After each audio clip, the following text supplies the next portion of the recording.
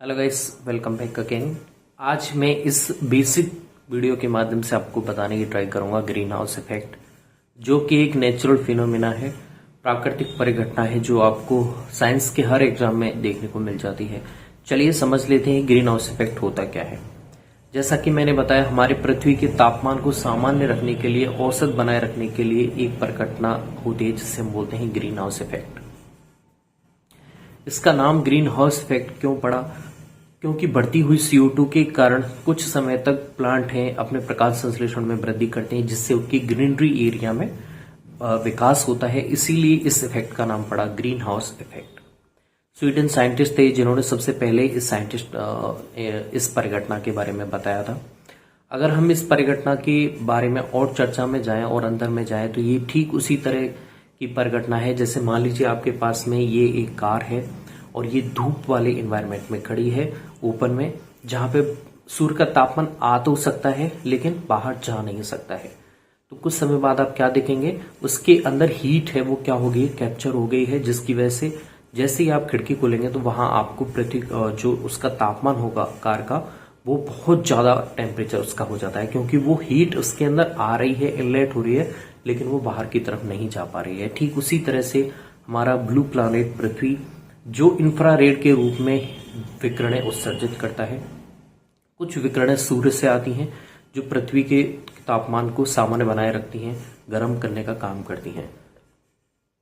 इससे गर्म होकर पृथ्वी अपने वायुमंडल की ओर कुछ विकिरणें उत्सर्जित करती हैं जो अवरक्त विकिरणें होती हैं।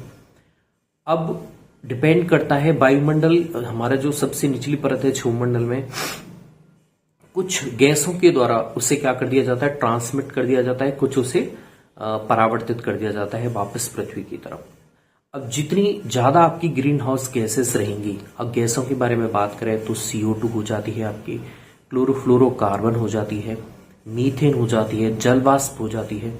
ये सभी गैसें कैसी हैं आपके, नाइट्रस ऑक्साइड, ये सभी गैसें, इनका रेशियो यहाँ पे आप देख सकते हैं। ये सभी गैसें आपकी ग्रीन हाउस इफेक्ट को बढ़ाने के लिए जिम्मेदार होती हैं। अगर सामान्य रूप से चल रहा है तो हमारे पृथ्वी के लिए कोई नुकसानदायक चीज नहीं है, लेकिन मनुष्य के द्वारा, मानवीय क्रियाकलापों के द्वारा CO2 की बढ़ती हुई मात्रा की वजह से, या फिर कहें जो प्रशीतक गैसें हैं उनकी मात्रा बढ़ने की वजह से, नाइट्रस ऑक्साइड की वजह से अम्लीय वर्षा तो होती ही है, साथ में आपकी ग्रीन हाउस इफेक्ट भी बढ़ रहा है, क्योंकि ये गैसें पृथ्वी के द्वारा जो उत्सर्जित की गई हैं विकिरणें, जैसे ही सूर्य की तरफ से रोशनी पड़ेगी, तापमान गर्म होगा, उसे अपनी ऊर्जा उत्सर्जित करनी पड़ेगी, लेकिन ये जो गैसें होती हैं ये क्या कर देती हैं, उसे ट्रांसमिट नहीं होने देती हैं। उसका ज्यादा भाग है, वो ज्यादा से ज्यादा भाग वो वापस से पृथ्वी की तरफ भेज देती हैं, पृथ्वी के पर्यावरण की तरफ भेज देती हैं, जिससे उसका टेम्परेचर बढ़ता चला जाता है, बढ़ता चला जाता है।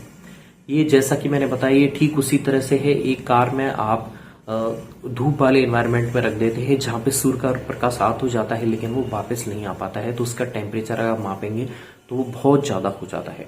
अब इस बढ़ते हुए इफेक्ट की वजह से आपको CO2 फर्टिलाइजेशन इफेक्ट जरूर देखने को मिलेगा, क्योंकि CO2 की मात्रा बढ़ेगी तो प्रकाश संश्लेषण भी बढ़ेगा, जिससे आपके प्लांट की ग्रो भी होगी, लेकिन एक सीमित समय तक होगी। उसके बाद में आपकी C4 प्लांट उसको झेल सकते हैं, C3 प्लांटों में प्रकाश शोषण होने लग जाएगा, वो उनके लिए नुकसानदायक है। इसी वजह से हमारे पृथ्वी पे जो नॉर्थ पोल है या फिर साउथ पोल है, उसके ग्लेशियर पिघलने लग जाएंगे, आपकी जलीय राशियां बढ़ेंगी, जिससे समुद्र के आसपास वाले इलाके हैं वो डूबने लग जाएंगे, जिससे आपकी जल प्रलय आने की संभावना भी हो सकती है।